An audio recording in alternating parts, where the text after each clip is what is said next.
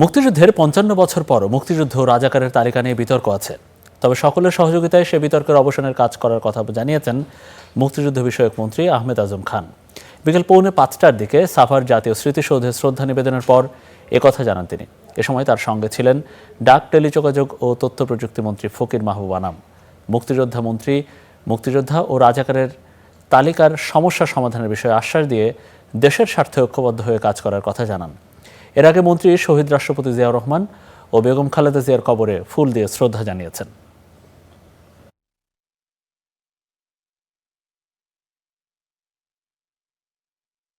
মুক্তিযুদ্ধের এই ৫৫ বছরেও মুক্তিযুদ্ধের তালিকা নিয়ে বিতর্ক আছে, রাজাকারের তালিকা নিয়ে বিতর্ক আছে।